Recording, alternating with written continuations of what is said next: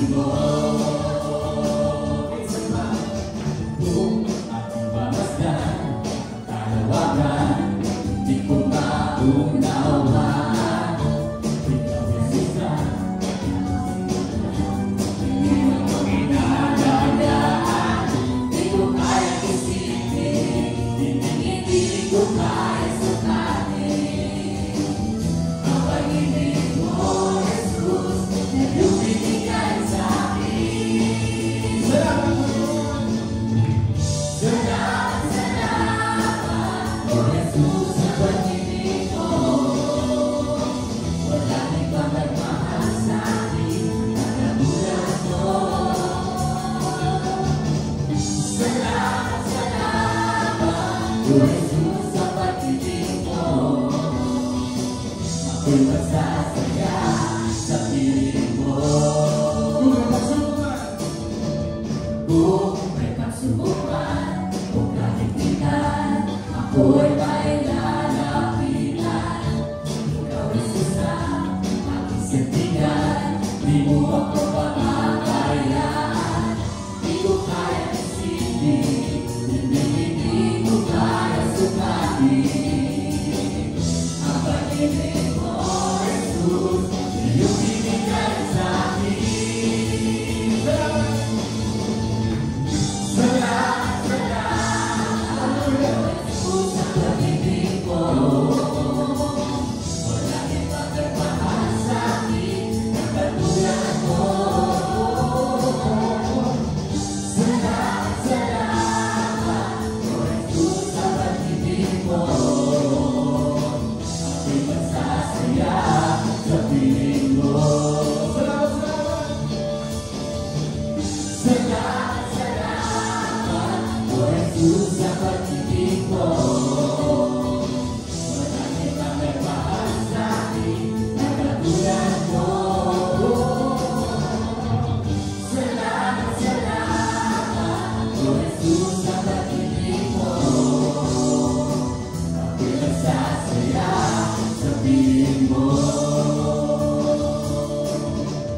Buhay ko na purihin ka, buhay ko na sa'yo'y sumamba.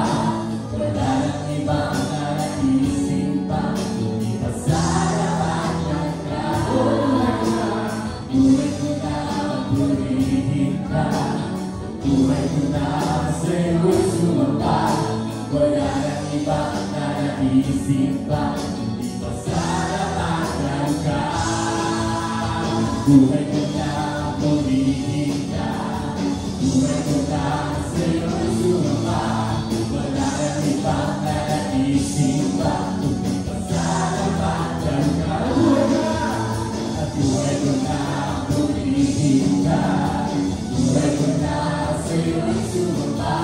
Wala nang ibang naiisip pa, hindi pa salamatan ka. Salamat, salamat, O Jesus, sa pag-ibig mo. Maraming pagmamahal sa akin, nakatulad mo. Salamat, salamat, O Jesus, sa pag-ibig mo. Ako'y magsasaya sa piling mo. Salamat, salamat, O Jesus, sa pag-ibig mo. Maraming pagmamahal sa akin, nakatulad mo. Salamat, salamat, O Jesus, sa pag-ibig mo. Ako'y magsasaya sa piling mo.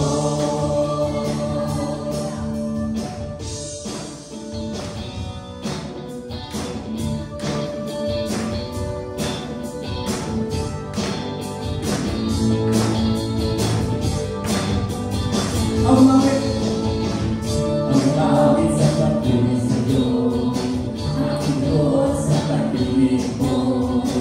Langit at lupa sa'yo sasama, O Diyos, purihin ka, dakila kang talaga.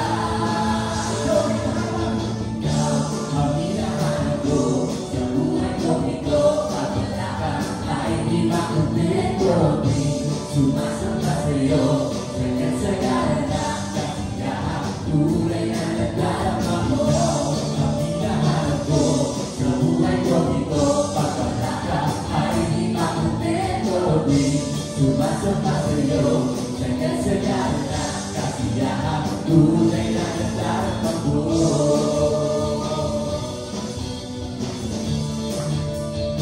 Isa pa! Ang awit ng pagpuli sa'yo, aking Diyos sa pag-ibig mo. Langit at lupa sa'yo sasamba, O Diyos, purihin ka, dakila kang talaga.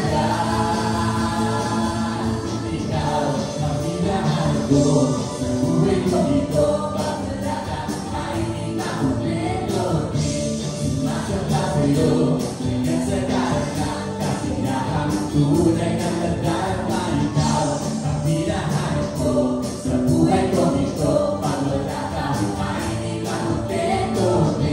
Sumasama sa'yo, sundan sa ngalan ng kasiyahan. Tunay na nadarama ikaw ang hinahanap ko sa buhay kong ito. Pag wala ka, ay hindi ka kontento. Sumasama sa'yo, sundan sa ngalan ng kasiyahan. Tunay na nadarama ko.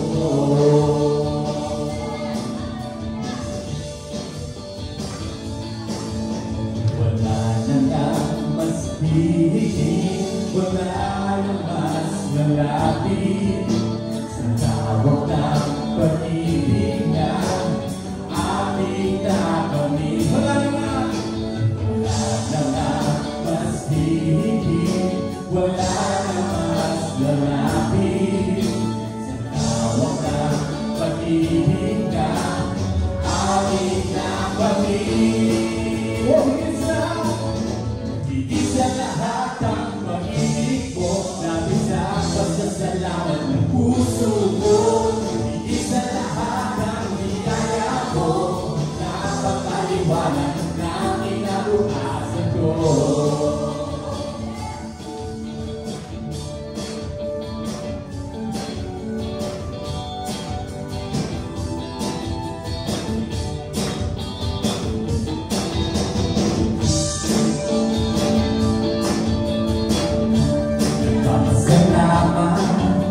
Ang puso kong ito, o Diyos sa kabutihan at sa katapatan mo.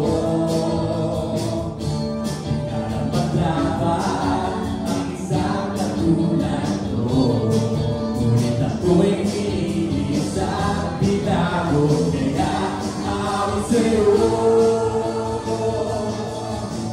Isa lahat ang pag-ibig mo, pasasalamat ng puso ko. Isa lahat ang biyaya ko, napakaliwanag ng kinabukasan ko.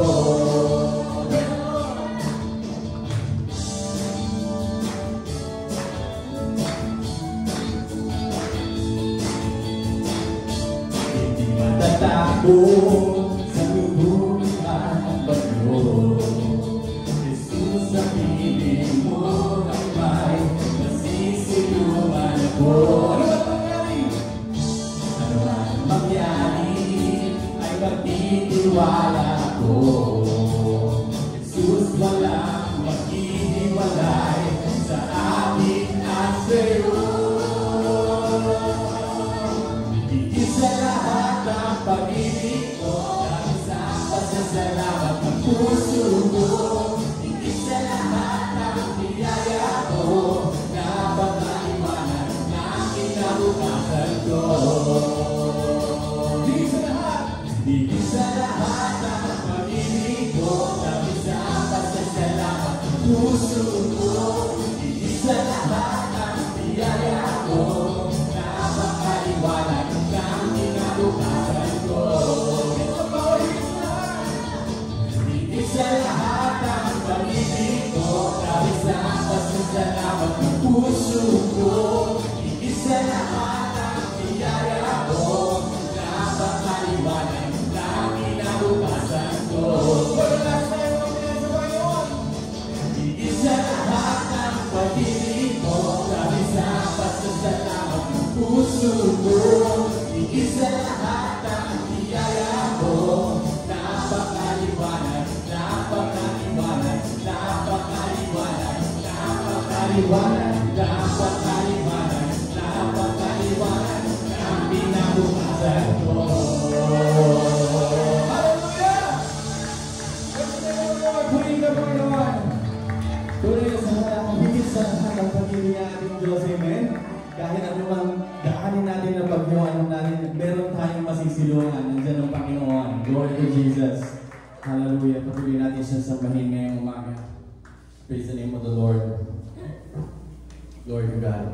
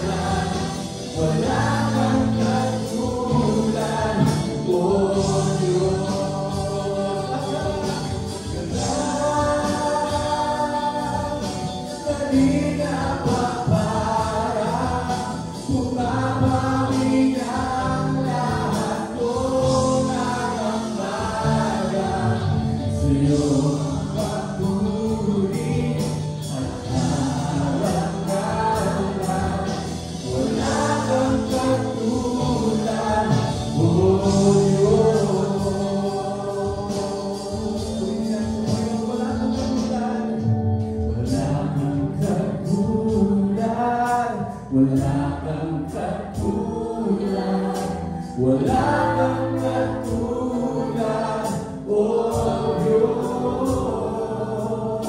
Sa iyong pangako at kabutihan, wala kang katulad, O Diyos. Ganap na di napaparang, pumapawi ng lahat kong agang-agang. Sa iyong papuri at karangalan, wala kang katulad, O Diyos.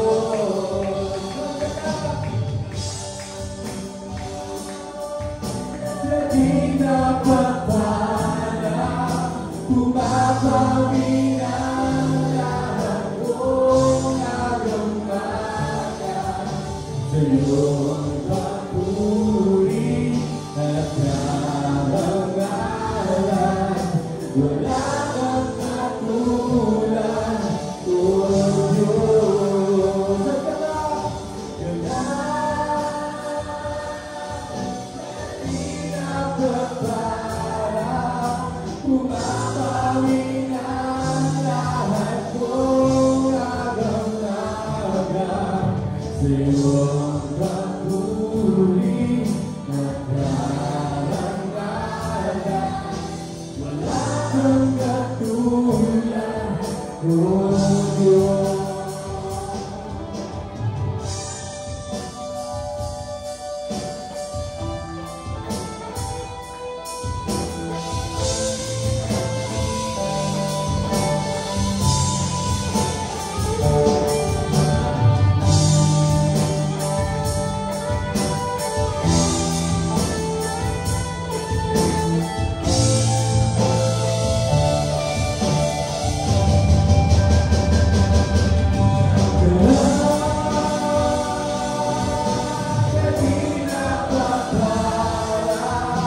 Pumapawi ng lahat kong agang-agang. Sa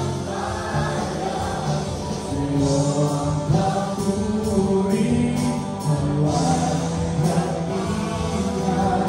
wala kang katulad, O Diyos. Na di napaparang, pumapawi ng lahat kong agang-agang. Sa iyong papuri at karangalan, wala kang katulad, O Diyos. Ganap na di napaparang, pumapawi ng lahat kong agang-agang. Sa iyong papuri at karangalan, wala kang katulad, O Diyos.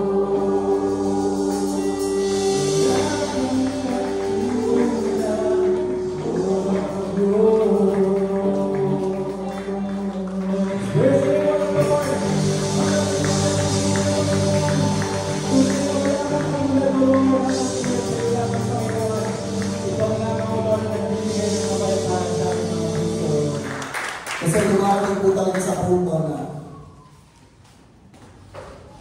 akala natin wala na.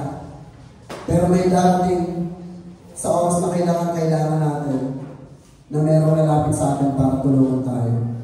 At yun yung ginagamit na instrumento ng Panginoon natin para ipakilala na ang kanyang sarili sa atin. Muli, palakpakan natin ang Panginoon. Para po updated tayo palagi, huwag po natin kalimutan na mag-like, mag-share. At syempre, para updated tayo, kailangan natin i-follow yung ating FB page. Kasi nandun po tayo yung announcement. Kahit na po sa kasalukuyan ng mga parents na mga students namin, imposible na walang email yan. No? Kung gano'ng kalakas yung signal ng bagyo, dapat gano'n din kalakas yung signal natin para kumalap ng informasyon sa church natin. Okay? So, again,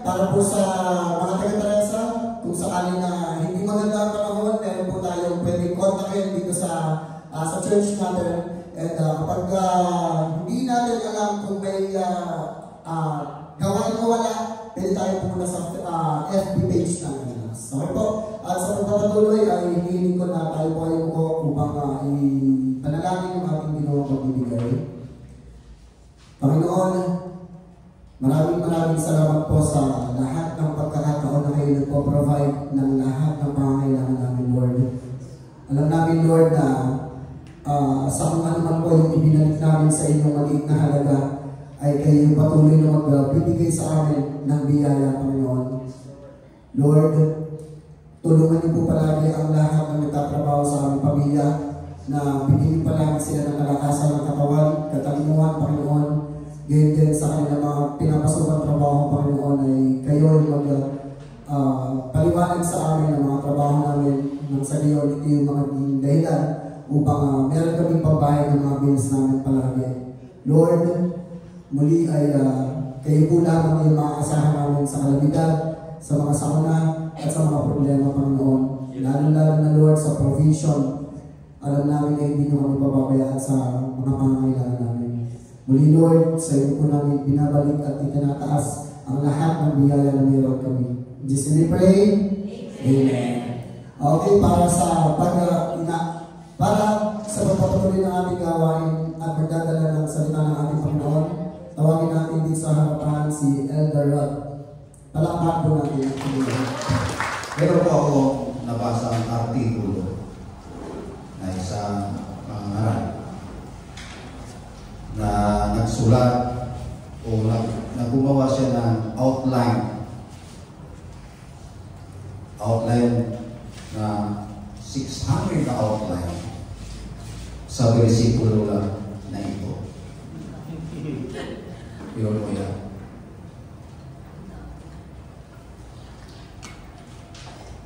Ibig sabihin, ang pag-ibig ng Diyos, mga kapatid, ay malawak at hindi po natin maaari. Puri ng Diyos. Ang relasyon ng kanya mga mananampalataya, mga minamahal, ay walang pinagkaiba sa relasyon ng magulang at mga anak. Ito po sinasabi ko ng talata. Alam nyo, pakinggan nyo mga minamalang kaunting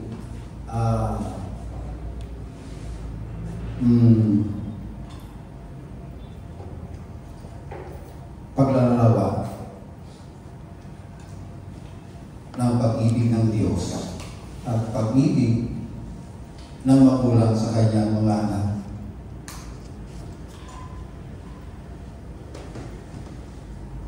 Noong ipinanganak yung panganay namin,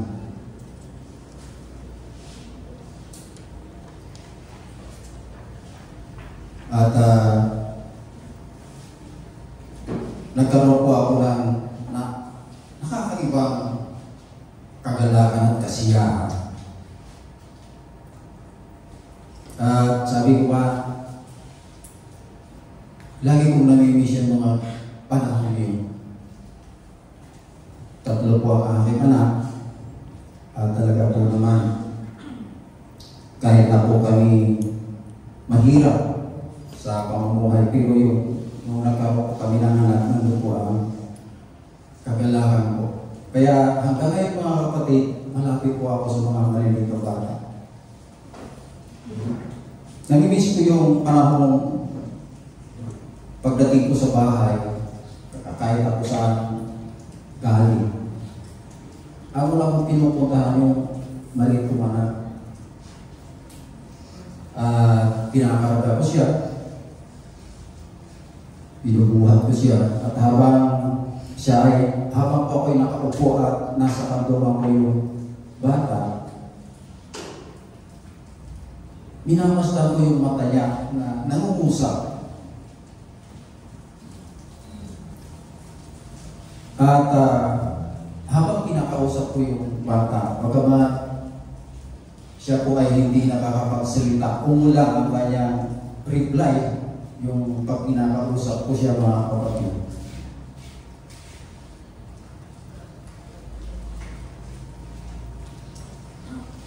Yung aking katuwaan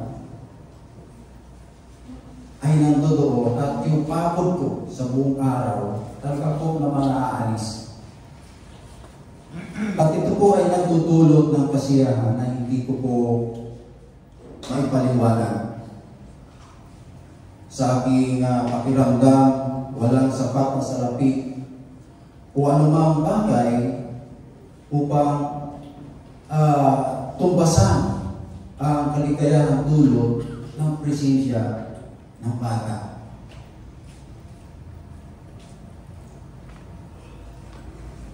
Siguro isang dahilan, mga kapatid, kung bakit nakakaramdam ako ng kagalakan sa presensya ng bata sapagkat isa lang ang alam ko, mahal ko yung bata. Amen.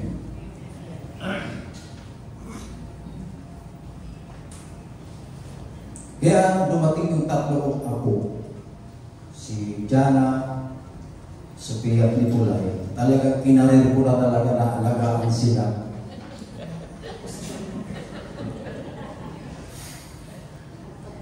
At nung panahon na kukunin na yung dalawang bata, si Jana at saka si Sophia, nandun yung talaga, bagamat hindi ko pinapakita sa kanila, nandun yung natuturo talaga yung puso ko. Ang sabi ko na lang, may panahon. Hindi lahat ng panahon, yung bata ay nasa piling natin. Yun na lang ang inisip ko. Pero talagang durog na durog ang puso ko. Buti na lang, napila si Nicolay.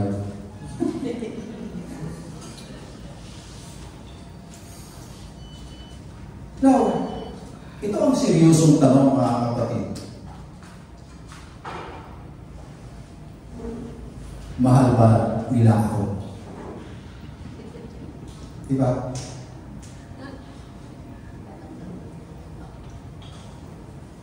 At mahal ko ba sila? Hanggang malaman ko na hindi pala nila ako mahal. Diba?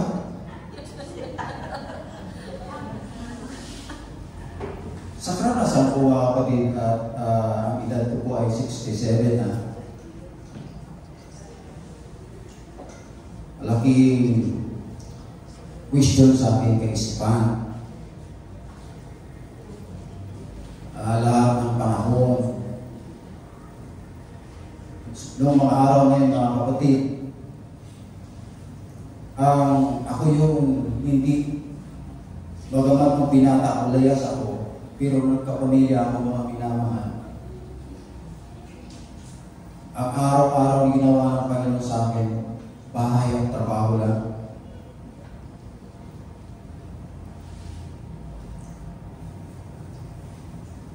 Sabi ko nga, sana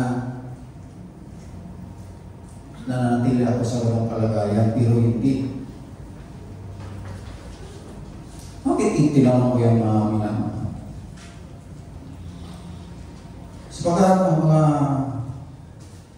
tao, sila po ay nagbabago. Babago. Ito ay isang praktikal na paglalarawan ng pag-ibig ng Diyos para sa kanyang mga anak. Pagkamat alam ng Diyos na hindi siya mahal ng tao, ganon pa man, pinakita ng Diyos na mahal niya ang mga tao. So, sa ating po pinasa, ganon na lamang ang pagsinta ng Diyos sa buong sanglibutan na binigay niya ang kanyang buntong anak na sino man ang sumampalataya ay hindi parusahan. Pagkos siya'y magkakaroon buhay na walang hanggan. Sa talatang ito, mga kapatid, makikita po natin ng Diyos ay hindi maarok ang pag-ibig niya sa tao. Alam mo ba mga kapatid na ang talatang ito ay siyang kabuuan ng Biblia. At ito po ang puso ng Biblia. Wala lang iba. Pinapakita dito mga kapatid ang lawak, haba, lalim, taas ng pag-ibig ng Diyos sa tao. Sinasabi dito na ang Diyos ay pinakadakilang manginginig na may pinakadakilang antas. For God so loved the world, ang sabi po diyan. Minahal niya ito po ang pagmamahal ng pinakamalaking bilang buong sanglibutan. Ito ay ang pinakadakilang gawa ng Diyos na na ibinigay niya ang kanyang bugtong na anak bilang regalo po sa mga tao. At pinakadakilang imbitasyon sa tao, ang sabi that whosoever, sino man, ang sabi niya. At pinakasimpleng tugon natin ng tao sana doon sa ino-offer ng Panginoon ay pananampalataya lang mga kapatid. Pagkasimple po ba? At pinakadaki, saan tayo sasampalataya doon sa dakilang tao na sabi niya na ang kanya bugto na. At kung ikaw mga kapatid ay sasampalataya sa kanyang bugtong na anak, ikaw ay makakaranas ng pinakadakilang pagpapalaya sa kasalanan.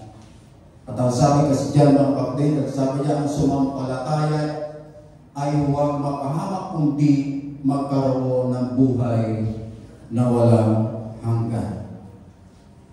Di po ba?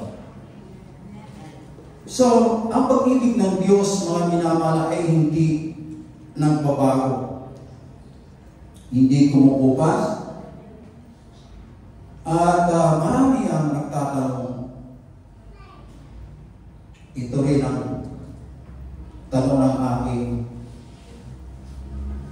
mga apo.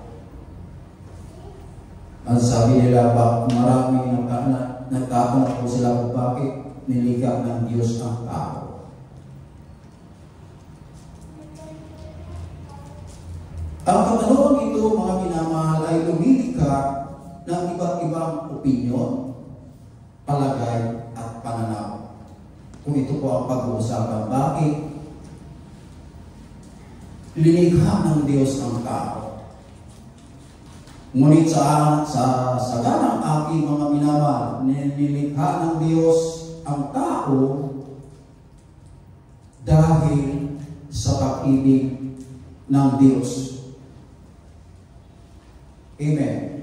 Wala po tayong makikita sa Biblia na kung ang dahilan ng paglikha ng tao, ng Diyos sa tao, kundi ang pag-ibig niya sa tao.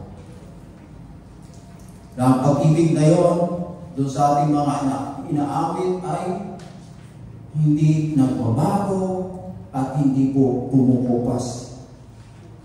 Sabi po sa Malakay chapter 3 verse 6, sapagkat ako ang Panginoon ay hindi magbabago. Kaya kayo mga anak na lalaki ni Jacob ang hindi nangakupos. 1 John chapter 4 verse 8 ang sabi rin, ang hindi umiibig ay hindi nakakakilala sa Diyos sapagkat ang Diyos ay pag-ibig. So nakita niyo mga kapatid, ang pag-ibig pa pala mga kapatid ay siyang kalikasan ng Diyos. Nasabi doon sa Malakay 3:6 ay hindi po ang Diyos mga kapatid na sinasabi sa Malakay chapter 3 verse 6 ay hindi napabago. Kung ang kalikasan ng Diyos ay pag-ibig, ibig sabihin ang pag-ibig ng Diyos ay hindi kailanman nababago o maaaring mabago. Ang pag-ibig ay kalikasan ng Diyos sa makatuwid. Ang Diyos ay hindi siya katulad ng tao. Amen. Na pabago-bago at nababago. Sa 1 Samuel chapter 15 verse 9 sabi ito, siya ay hindi tao na dapat niyang baguhin ang kanyang isipan. Samantalang ang tao, mga kapatid, ay onino ang pag-ibig. Diba? Ang pag-ibig ng tao ay seasonal. Pamilyar pa kayo sa mga sikat na artista sa Hollywood? Ako hindi nahuli dyan.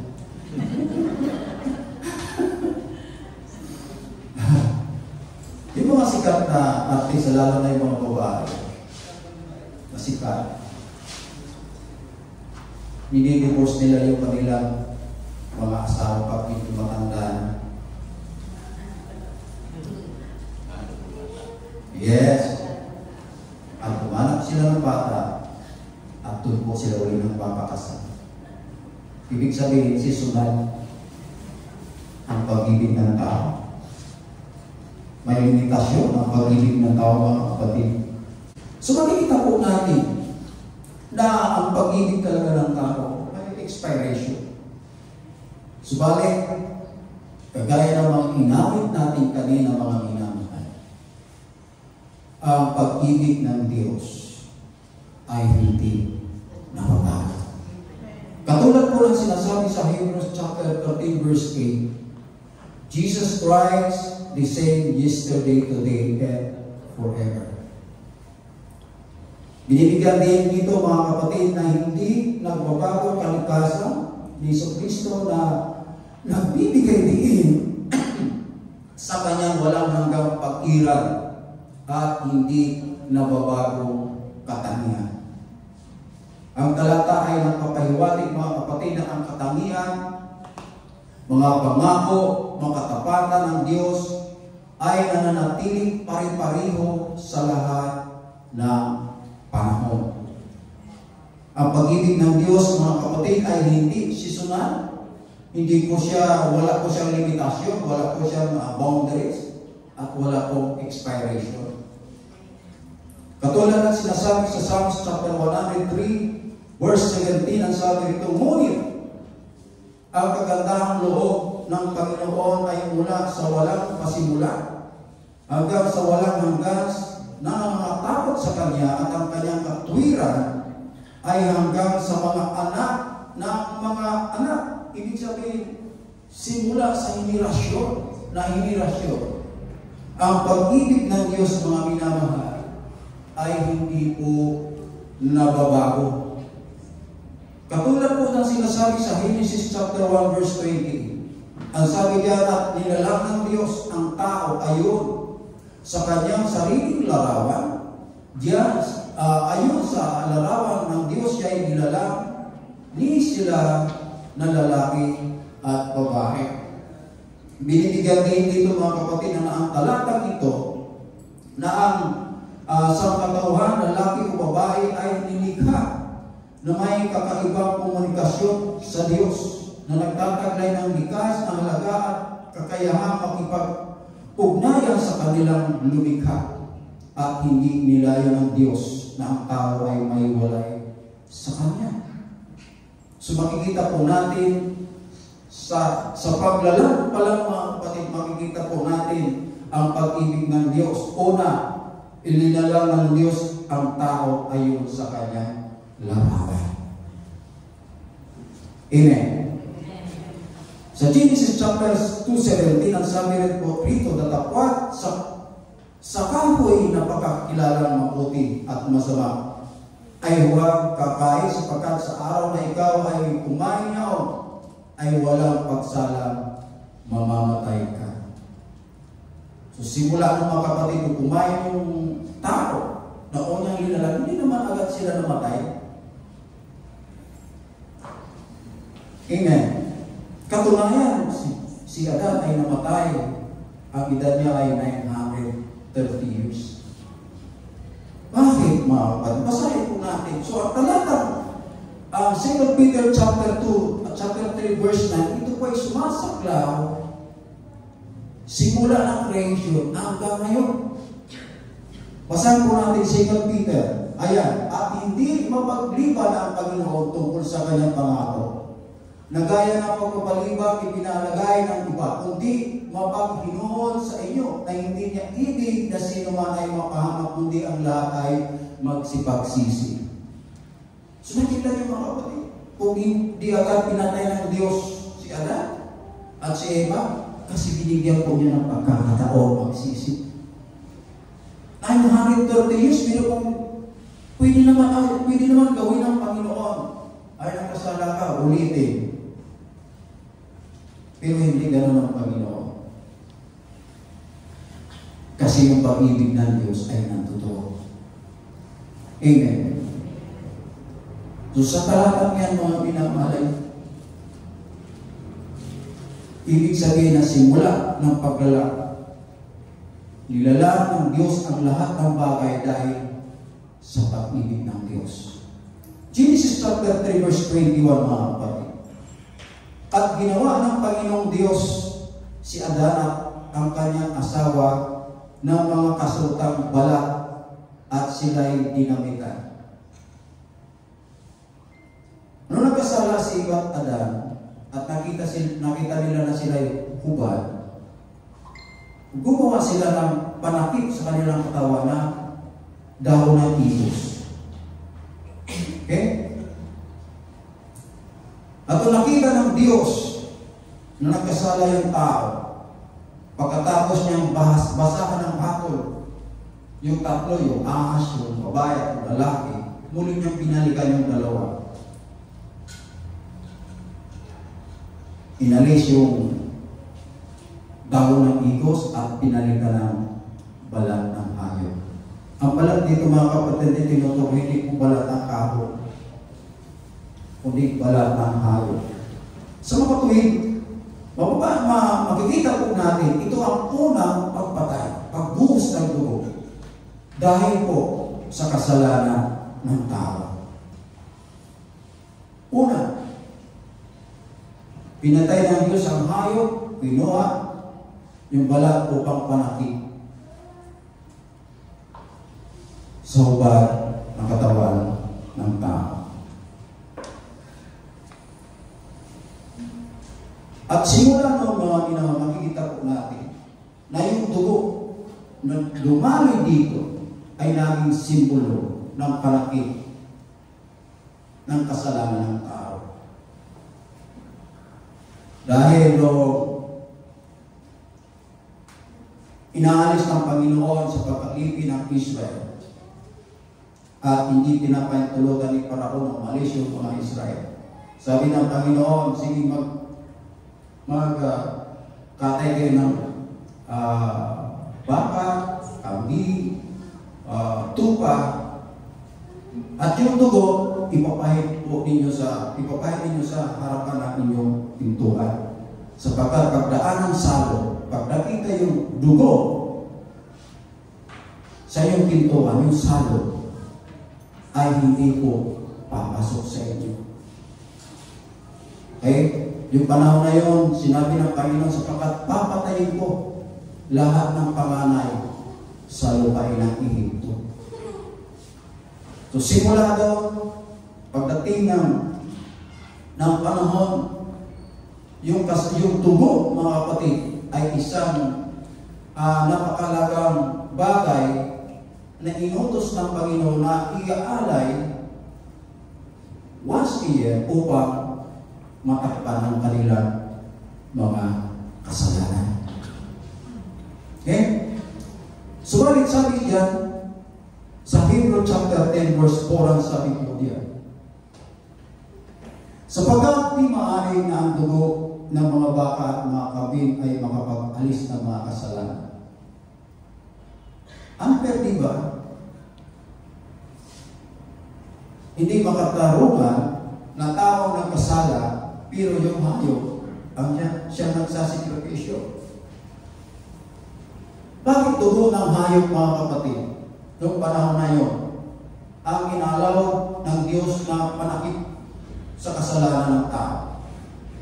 Sapagkat ang hayop po ay walang kasalanan. Ang tao po ay makasalanan. Kaya hindi pwede na yung dugo ng tao ay panakip sa kasalanan ng tao. Pero dapat talaga, dugo talaga ng tao, mga kapatid, ang siya nararapat itubos sa kasalanan ng tao. Kaya ang Diyos ay nagkatawang tao. Nabayubay sa krus at namatay. Bumo ng dugo dahil sa kasalanan ng tao. Hebrew chapter 9 verse 13-17 ang sabi po diyan. Sapagkat kung ang dugo ng mga kambing at mga baka at ang abo ng dumalagang baka na ibinubod sa mga duwisan ay magiging banal sa ikalilinis ng laman. Ganon pa man, gaan pa kaya ang dugo ni Kristo na sa pamamagitan ng Espiritu na walang hanggan ay hinahandog ang kanyang sarili na walang dumi sa Diyos ay maglinis ng iyong budhi sa mga gawang patay upang magsipaglingkod sa Diyos na buhay. Nagkatawang taong Diyos dahil sa kanyang dugo ay para tukusin ang tao sa kasalanan. Sabi po sa John chapter 1 verse 29,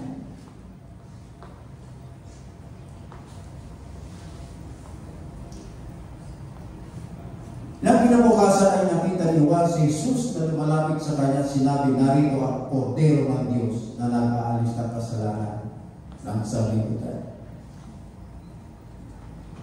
Yun ang sinasabi po dyan sa John 3:16.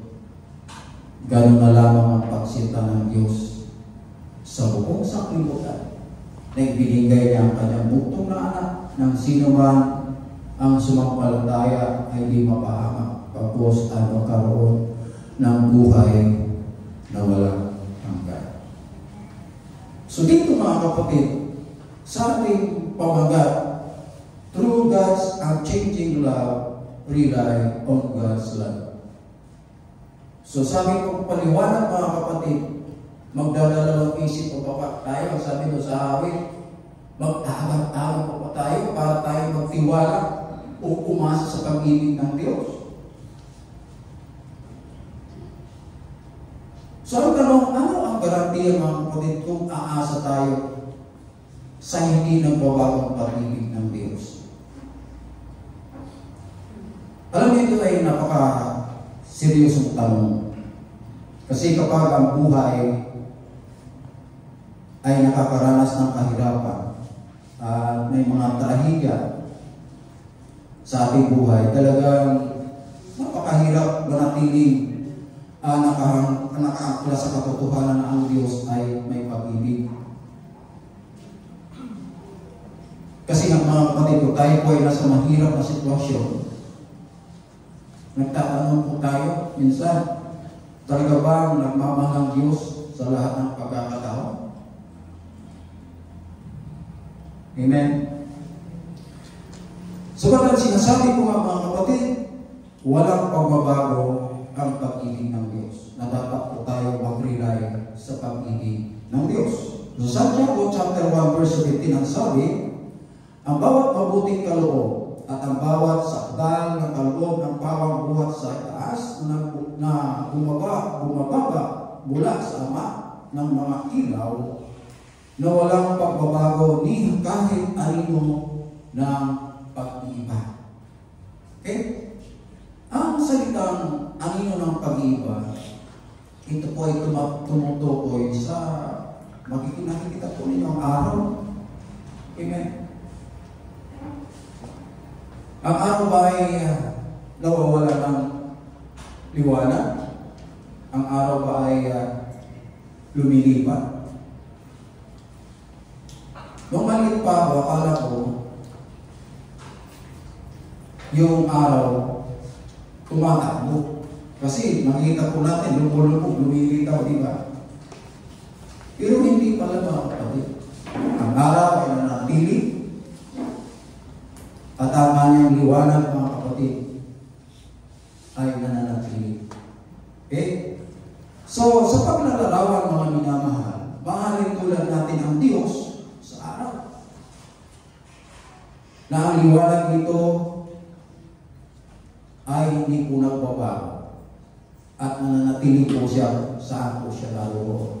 So ang Diyos, mga kapatid, ay hindi nagbabago sa kanyang katangian, sa kanyang pagka-Diyos, sa kanyang mga layunin, sa kanyang mga pangako, at sa kanyang biyaya. Kaya kung siya po ay nagliligtas noon, hanggang ngayon po ay nagliligtas po siya. Kung siya po ay nagpapagaling noon, siya rin po hanggang ngayon ay nagpapagaling. At kung siya po ay mapagbiyaya noon, hanggang ngayon po, siya po ay Diyos na mapagbiyaya. So ang Diyos, mga kapatid, ay banal, ay hindi gagawa ng masama. Ni siya na bukal ng liwanag ay magiging sabi ng kadiliman. So, sabi doon sa Santiago 1:17 na ang ilaw, ang ama ay siyang ilaw, walang pagbabago kahit anino man ng pag-iba. Nananatili po siya Diyos. Malinaw, mga kapatid, na tinuturo po ng Biblia na hindi nagbabago ang isip ng Diyos. Ang kanyang mga katangian at ang kanyang pagka-Diyos lagi po nananatili. May iba't ibang lohikal na dahilan, mga kapatid ko, bakit ang Diyos ay hindi nagbabago at kung bakit imposible siya na magbago. Una, kung ano man ang pagbabago, mga kapatid, kailangan ito'y maganap na may pagkasunod-sunod. Kinakailangan na mayroong punto ng panahon bago ang pagbabago at punto ng panahon ng pagtatapos ng pagbabago.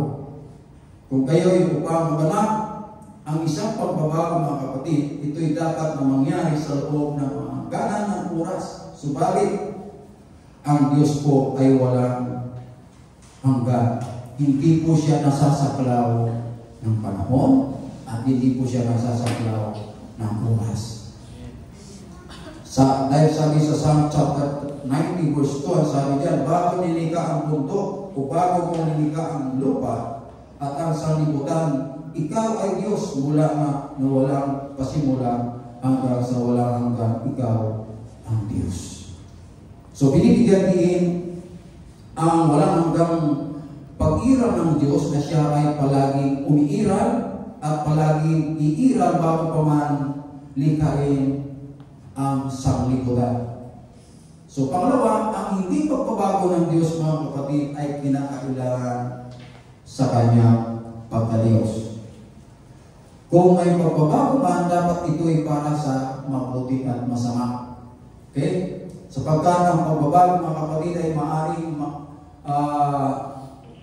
may bagay na kinakailangan idagdag na siyang pagbabago para sa mas mabuti, o kaya naman ay isang bagay na kinakailangan ay mawala sa pagbabago. Amen. Sa ikabubuti. Ngunit dahil ang Diyos, mga kapatid, ay perfecto, hindi niya kailangan ang mga ito. Ibig sabihin, hindi siya nagbabago para sa mas ikabubuti at ikakasama. Kung ang Diyos, mga kapatid, ay mawawala ng kahit ano, hindi na siya magiging perfecto at hindi na po siya Diyos. Amen. Pangatlo, ang hindi pagbabago ng Diyos, mga kapatid, ay nag-uugnay sa kanyang walang hanggang karunungan. Kapag may isang taong nagbago, ang isip ito ay kadalasan na may bagong impormasyon na dating hindi po niya alam. Pagkatapos na kanyang malaman, kaya na may bagay po siya dapat gawin upang maganap ang pagbabago. Dahil walang hanggang karunungan ng Diyos, mga kapatid, hindi siya maaaring magkaroon ng bagong kaalaman na hindi pa niya nalalaman. Okay? Kaya kapag sinasabi ng Biblia, mga kapatid, ang tungkol sa pagbabago ng isip ng Diyos, dapat maunawaan po natin ang mga pangyayari o mga sitwasyon ang nagbago, hindi po ang Diyos. Sapagkat ang Diyos ang sinasabi, ang katangian ng Diyos ay sabi niya, siya po ay all-knowing. Alam po niya ang lahat. Pero meron po akong nabasa sa Biblia na parang kung ating pong sa unang basa po natin, parang nagbago ang Diyos. Ito po yung mababasa po natin sa 1 Samuel chapter 11, chapter 15, verse 11 to 19. Tungkol po ito kay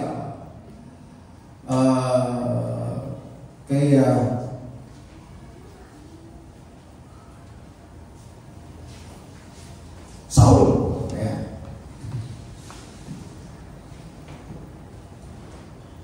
Limang isa ng Diyos sa Saul, mga kapatid, na maging hari. Pero sa bandang huli ay hindi natupad ni Saul ang gusto ng Diyos. Kaya yung plano ng Diyos ay nabago. Hindi para siya ay mabago, kundi yung plano niya kay Saul ay nabago. Dahil sa kasalanan ni Saul, siya ay papalitan bilang hari ng Israel. So, malinaw, mga kapatid, na ipinakita dito na ang pagbabago hindi sa Diyos. So, yung plano, mga kapatid, nababago dahil sa tao. Malinaw na ipinapakita ng Numbers 20 verse 19 na ang hindi pagbabago ng Diyos. Ang sabi, ang Diyos ay hindi tao na magsisinungaling, ni anak ng tao na maging magsisisi. Sinasabi ba niya at hindi niya gagawin? O sinalita ba niya at hindi niya isasagawa? Ang talata ito, mga kapatid, ay nagpapatunay sa doktrina ng hindi pagbabago at hindi nababago ang Diyos kailanman. Okay? Pangalawa, mga kapatid, ang kahalagaan ng pag-asa sa pag-ibig ng Diyos. So kung tayo po ay aasa sa pag-ibig ng Diyos, ito po ang ating makikita. Alam niyo, mga kapatid, ang umaasa sa pag-ibig ng Diyos ay nagbibigay ito ng lakas, pag-asa, patnubay, lalo na sa mahihirap na sitwasyon. Nagbibigay daan ito sa mga individual na malagpasan ang mga hamon ng buhay na maranasan ang pagpapatawad at pamumuhay ng mas kasiyasiyang buhay na nakasinto sa pananampalataya at pagmamahal ng Diyos. Ang pag-ibig ng Diyos, mga kapatid, ay pinagmumula ng kaaliwan, nagbibigay daan sa mga mananampalataya na magtiwala sa kanyang plano at makahanap ng kapayapaan sa gitna ng kawalan ng pag-asa. Okay? At narito, mga kapatid, ang detalyadong pagtingin sa kalagahan ng pagsandal po natin sa pag-asa po natin sa pag-ibig ng Diyos. Number one, ang umasa sa pag-ibig ng Diyos, mga kapatid, ay nagdudulot ng lakas at siyaga. Okay? Sa Philippians chapter 4, verse 13, ang sabi mo dyan, kaya kung gawin ang lahat ng bagay, dahil si Kristo ang nagbibigay sa atin ng lakas. Okay? Ang pag-ibig ng Diyos, mga kapatid, ay hindi nagbibigay ng kapangyarihan sa mga individual na harapin ang mga paghihirap na may tapang at katatagan. Ito, personal na experience ng iyong lingkod, mga kapatid. Sister Marlene,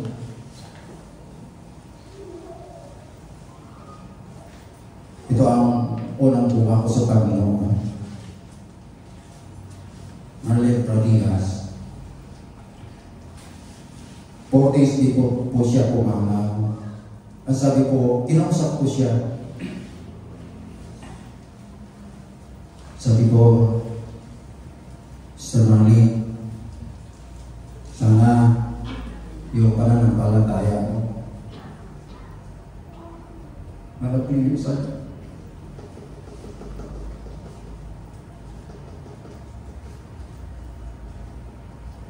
Sabi niya sa akin, mga kapatid, Brother Rod, kailan ba hindi ko pulis nilagay sa kalagayan ko? Selalu ako tumatak.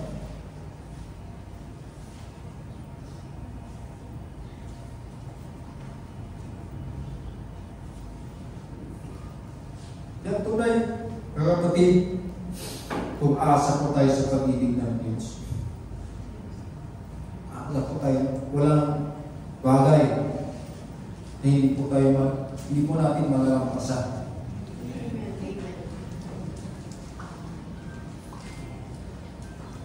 Kita ko ang kalagayan ng Sister Marlene ng panahon na yun.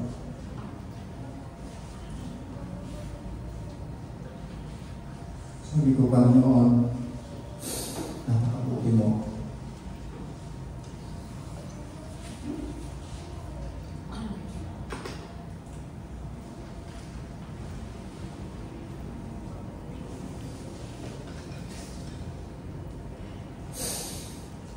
Ang pag-ibig ng Diyos, mga kapatid, ay nagbibigay ng kapangyarihan sa mga individual na harapin ang mga paghihirapan ay tapang at katatagan. Nagbibigay ito ng lakas upang madaig ang mga personal na pakikibaka, adiksyon at makasalanang hiling. Tanong ko sa inyo, mga kapatid, ano ba ang personal na pakikibaka para sa iyo?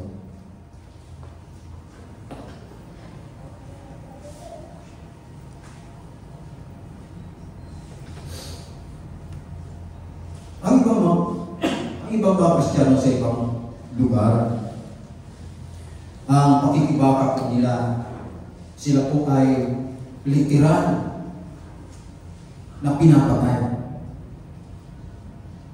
dahil sa paglilingkod sa Diyos. Wala silang kalayaan, inuusig sila. Hindi nila pwedeng ipakita na sila ay naglilingkod sa Diyos. Bakit? Dahil sila po ay papatay. Noon ba yan nangyari? Hindi. Hanggang ngayon, makakapalit sa ibang bansa. Kung kayo po ay white reader, mga kapatid,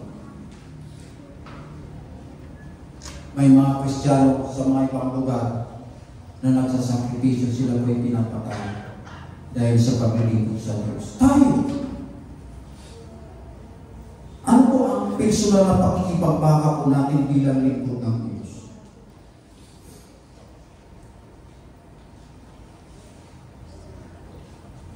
Para sa akin, ang personal na pagkikibaka ay yung pagtanggi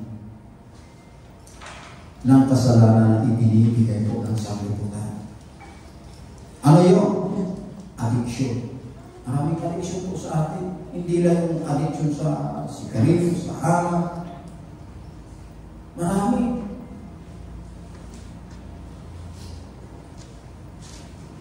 Ako muntik na. Akala ko, enjoyment na namin ko eh. Pero sabi ko, parang patang na-addict na ako rito.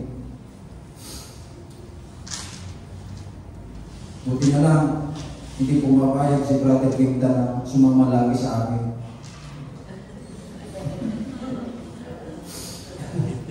So maraming mga kapatid na pwede kang ma-addict, na manihis ang paglilingkod mo sa Diyos dahil doon sa isang bagay na aadik ka na pala. Isang bagay na dati iginugugol mo sa paglilingkod sa Diyos, pero nandulo ka na sa pagka-adik mo sa ibang bagay. Nalilihis na. Okay. Yun ang tinatawag na makasalanan healing. So yung mga bisyo, mga kapatid, patinigarilyo, paglalasing, pagsugal, given na yan. Pero mayroon talaga tayong mga personal na pakikipagbaka. Yung Sabado pa lang, excited ka pumunta ng gawain. Pagliko, parang tinatamad ka na. Bakit?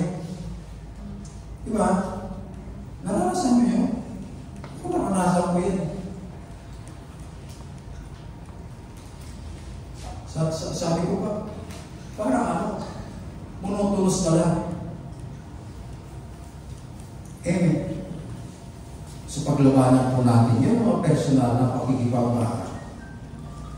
Okay? Pangalawa, pag-asa, katiyakan. Ang pagkaalam na mahal tayo ng Diyos, mga kapatid, ng walang pasubali, ay nagalok ng malalim na pag-asa at katiwasayan, lalo na sa panahon ng kawalan ng katiyakan o kawalan ng pag-asa.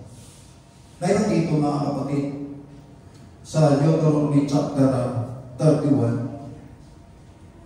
Ayan. Na ang katiyakan ito ay nagpapahintulot sa mga individual na magtiwala sa plano ng Diyos, na maniwala sa kanyang mga pangako. Ayan, mga kapatid. Ayan, at ating lubos na nilipol na gaya ng ating ginawa kay Sihon, na hari sa Hesbon. Na lubos nating nilipol bawat bayan na tinatahanan, 10 ng mga babae at mga bata. Ngunit ang magkawan,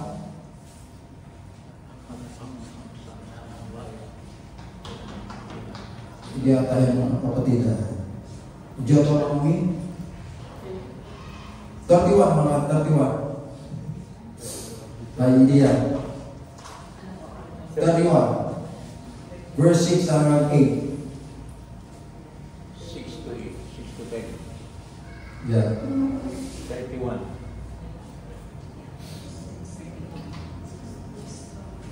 6 to 10.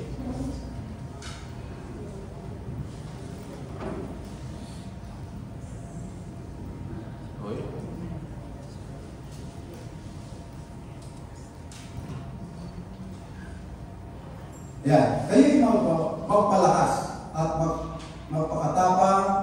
Huwag kayong matakot ni mga ilabok sa kanila, sapagkat ang Panginoong Diyos ay siya yumayang kasama mo, hindi kanya iiwan ni pababayaan kanya.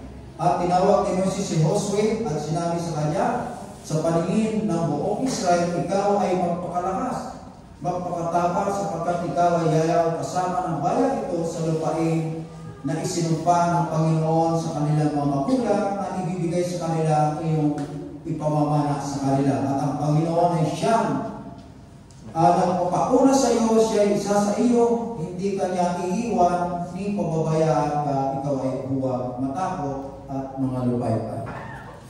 Iyan yung isasalanan ni Moses ang kanyang tungkulin kay Josue.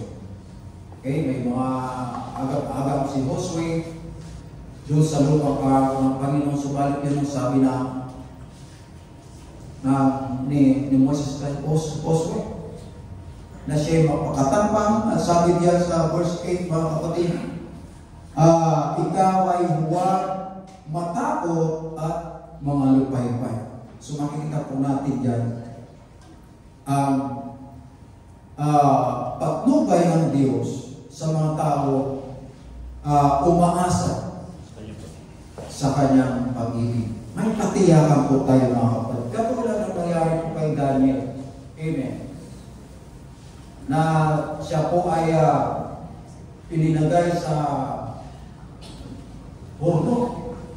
Subalit, si Daniel mga kapatid ay tumiwala sa Diyos, sa pag-ibig ng Diyos. Kaya po siya po ay hindi po siya nasulong doon sa horno na nagliliyab na apoy. Okay? Pangatlo, ang mas sa pag-ibig ng Diyos ay nakalingap ng pagpapatawad at pagpapagaling. John chapter 5 verse 14. Mahaba ito mga kapatid. Okay, John chapter 1 verse 14. Subalit, gawin natin maiksi. So makita po natin ang istorya dyan. Okay?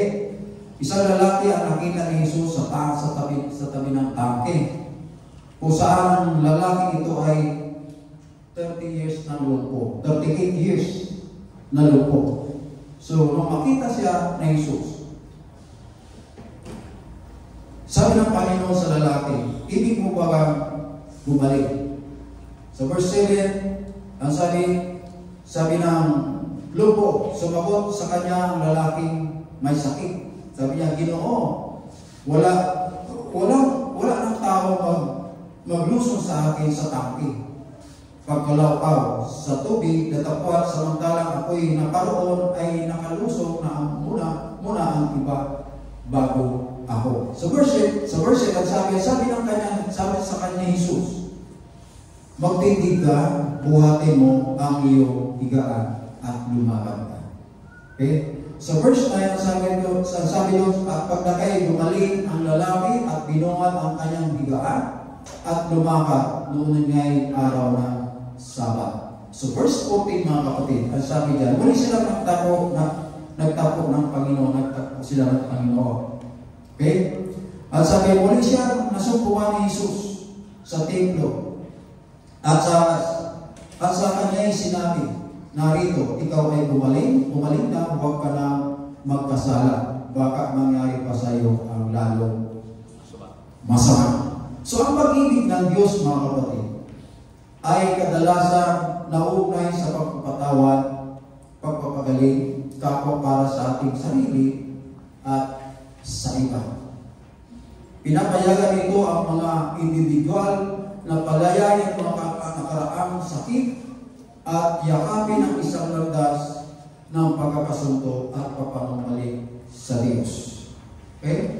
So napakahalaga kung tayo po ay aasa sa pag-ibig ng Diyos, ng Diyos pagpapagaling at higit sa lahat pagpapatawad ng kasalanan. Okay? Number 4. Ang umasa sa pag-ibig ng Diyos, mararanasan niya ang pagbabago at paglago. Naniniwala kayo doon?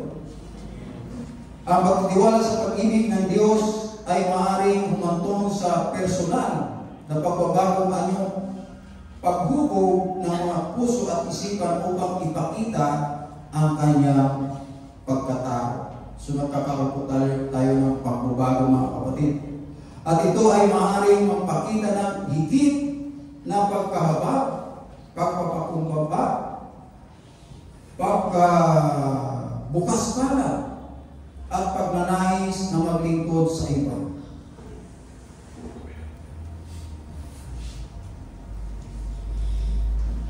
Puri ng Diyos, mga kapatid. Tinitinan ko kayo. Alam ko na alam ko kayo pinama ng Diyos. Amen. Gusto niyo patunay?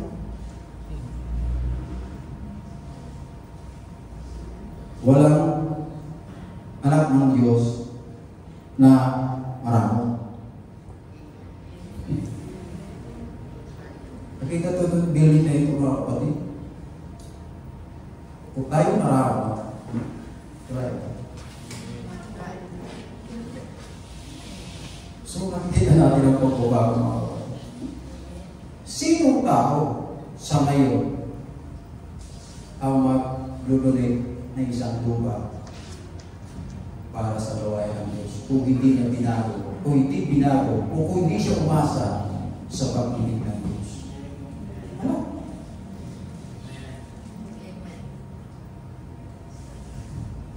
Amen.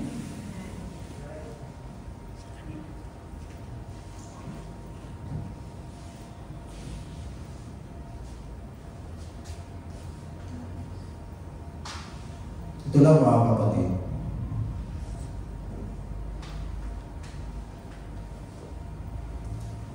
Ang karangutan ay sa kasalanan. Subalit tayo po ay ginawa generous ng Panginoon. At ito po ay tinutupasan ng Diyos. Ito yung patutungkula sa inyo ngayon.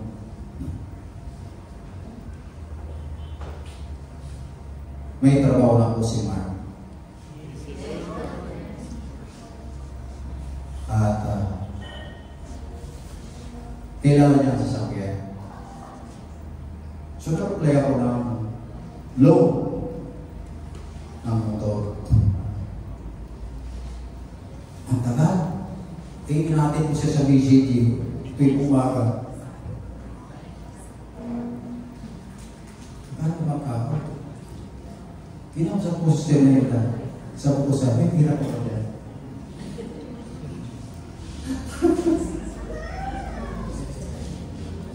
Sabi niya, mayroon. Sabi mo, magkasalan tayo. Ang motor. So, binilang yung pira niya, binilang ko yung pira. Isang kas siya. Ako po kami ng kas ng motor. Diba? Dahil lumasa kami sa pag-ibig ng Diyos. Gagawin mo mga kapatid. Mararanasan nyo yan na ang pag-ibig ng Diyos mga kapatid ay hindi pumukupas. Hindi na po ako. At ito po ay lagi sa atin. Nakalaan po sa atin mga kapatid. Panglima, patnubay at layunin. Ang pag-ibig ng Diyos ay nagbibigay ng direksyon at layunin sa buhay. Sa paghahangad ng kanyang patnubay mga kapatid, ang mga individual ay makakagawa ng mga pagpilit ng naayos sa kanilang kalooban at matutupad ang kanyang plano para sa kanila. Dati wala tayong direksyon sa ating buhay. Bagamat nandun ang material na bagay sa atin. Pero nakakaramdam po tayo ng kawalan. Kasi wala po tayong direksyon. Tayo mayroon po tayong direksyon. Ang pag-asa po natin mga kapatid, hindi po nasa sanglibutan, kundi sa pangako ng Diyos. Na umibig sa atin, na pinangako sa atin, tayo dadalhin niya sa kanyang kaharian.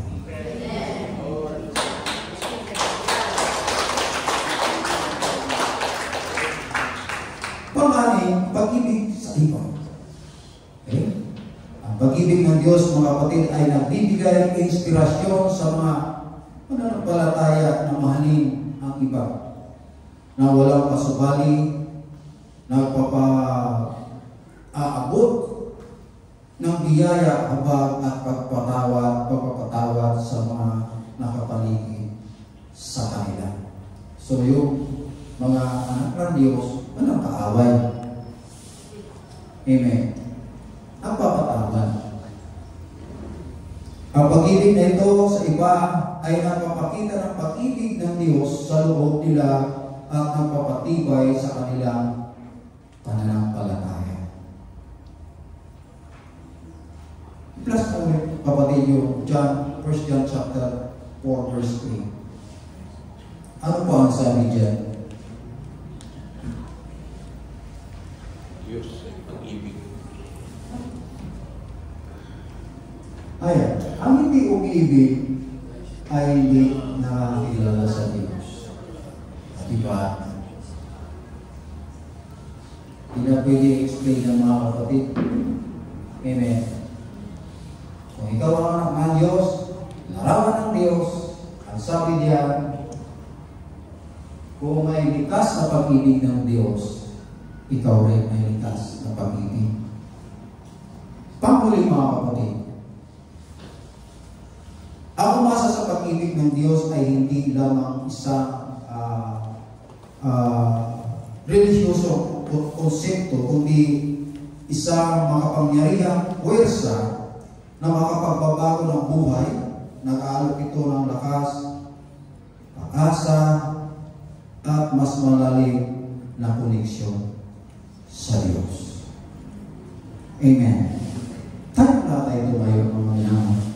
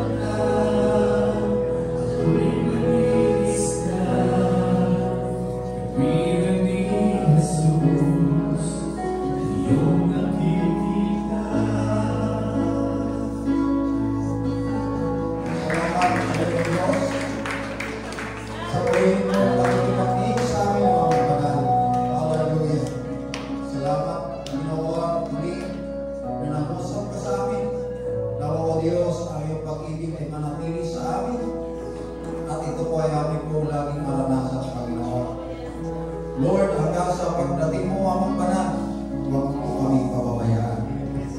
Maraming salamat, Panginoon, at ito po aming samot na lagi sa pangalan ng Yesu Cristo naming makakagligtas.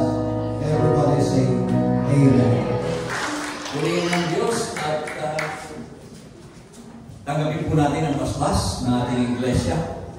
At ako sa pusa, mga kapatid, paalam na, magpakatibay kayo. Magpakatatag kayo, pagpalain ng Diyos ang inyong mga hanap buhay, pagalingin ang inyong mga karamdaman, at ang kanyang biyaya, ang kanyang kapayapaan, ang pakitipisan ng banal na Espiritu ay sumainyo ng lahat. Tayo pong lahat ay magkamay.